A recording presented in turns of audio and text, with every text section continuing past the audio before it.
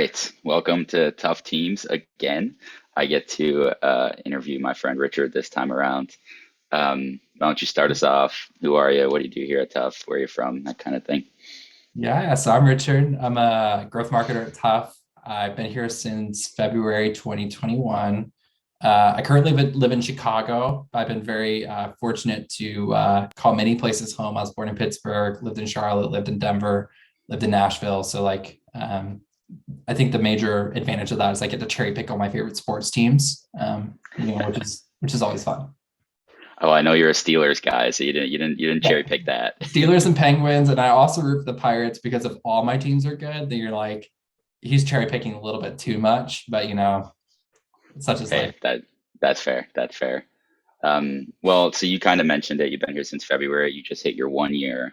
That surprised me. I think it surprised some other people here at Tough because you've just been so integral in all of our processes and such an important member of the team. I would imagine this year flew by for you, but has anything, how have you seen things change and transform in this year at Tough? And then maybe some surprises that came along the way. Yeah, this year did fly by for multiple reasons. It was my son was 3 months old when I started at Tuff, and so that first major year of his life was also my first year of Tuff. And like you kind of blink, and then suddenly you've got a walking toddler, and you've been here for a year. So it's kind of crazy. The sleep deprivation also, you just forget large periods of time. But I think what's crazy to me is I started here, I was employee number eight, I think, eight or nine. And now we're at 25 with three more pending to join at the end of the month. So I'll be 28, be 30 before the end of Q2. I think seeing how we've managed that growth and been really intentional about growing has alleviated a lot of those growing pains that I've experienced at other agencies as they've grown. And it's really made it so that we've continued to grow and we haven't lost people in the process, and we've continued to build upon the foundation that we already have. And I think that's a large testament to, the people that were here before me. Yeah, absolutely. I mean, I've even seen it a little bit in my time here. You've seen 20 people come in the door, and I've already seen another 8, 9, 10. So, yeah, pretty incredible Yeah. to be a part of it. So, when I first got hired, I know we kind of joke around about this. I thought that everybody was a skier and a mountain biker and a snowboarder because it seemed like everybody was. They lived in Colorado and Pacific Northwest. But then I shortly met you. You're a fellow Midwesterner, excuse me.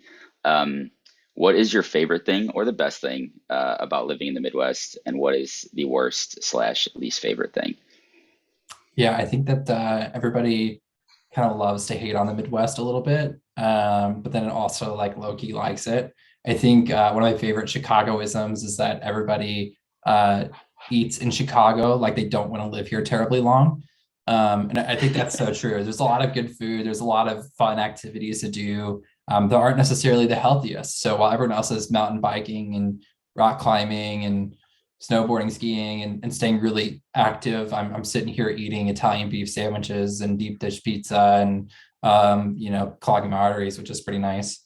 Right. And I also think that we also get all four seasons, which is really nice. You don't get that in a lot of places. Like you'll have very abbreviated seasons. I know in Colorado it goes from like summer to winter super quick. Um, and I think that's really nice. I like to play a lot of disc golf and spend some time outside. And so it means I have like large extended periods of time in which it's really great weather to do that. I think the disadvantages is I'm generously in the Chicagoland suburbs. I'm very close to where the cornfields meet the city. So small town living is not for everybody. It's not necessarily what it would be forever. But everyone's very homely and everybody's really nice. So it does make up for some of those small town disadvantages. Yeah, I think the underrated one of the most underrated parts of the Midwest are the seasons. We complain about them, but it's nice to Yeah, it have one was of them. 65 Saturday and it's snowing right now. So, Right. part of the joy. You already touched on this a little bit, but you became a father in the last year or so.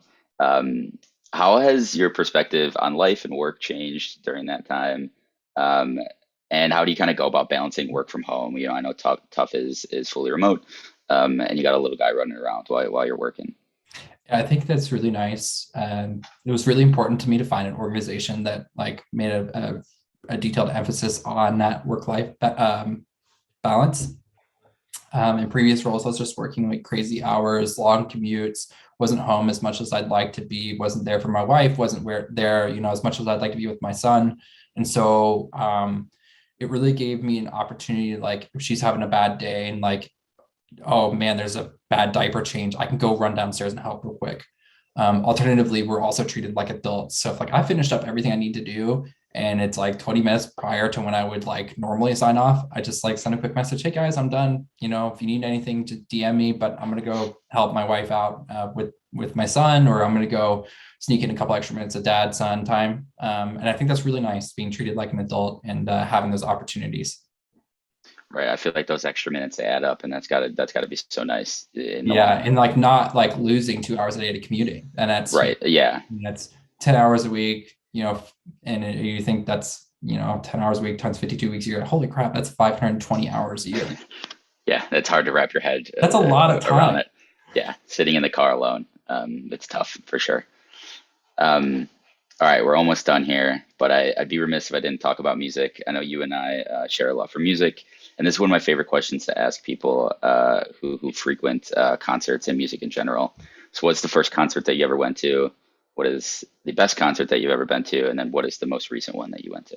Okay. I'm gonna try to give varied answers here because the first two kind of blend a little bit. The first concert I ever went to was Rush on the R30 tour in Charlotte, North Okay, Carolina.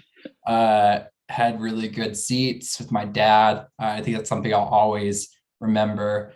The best concert I've ever been to, in terms of like just a fan experience, is also probably that I saw Rush front row center right in front of Geddy Lee when I was entering my sophomore year of college. It was also the next to last tour before Neil Peart died. So that was really cool that I got to see them front row. right. I think the best concert I've ever worked, however, I went on tour with a band called May. And I remember our Los Angeles show at the El Rey Theater, the most gorgeous theater ever. It was just like a really surreal, like almost like spiritual vibe there. And I think that was really, really fun. And the most recent concert I went to is I saw Semler and Reliant K play at the House of Blues a couple weeks ago, and that was a lot of fun. I saw that one looked like a lot of fun for sure. Yeah, yeah. First GA show since COVID, and it was wild. So All right, last question here, a little bit of a bonus, just out of curiosity. Have you ever sent in an audition tape for maybe a reality cooking baking show? And if so, maybe how did that go? What was the story behind that one? I felt like this was going to be asked. Yes, I was. I did send in an audition tape to a TV show called Nailed It, which is an amateur baking show, and the video evidence has been scrubbed from the internet. So I didn't get it. Obviously, I like to say like I feel like if I were on there, I'm super competitive. I feel like I'd win. Um, but my baking skills are never pretty. So it's like it would have tasted good, but it wouldn't have been pretty. So Sure. 50-50 shot there.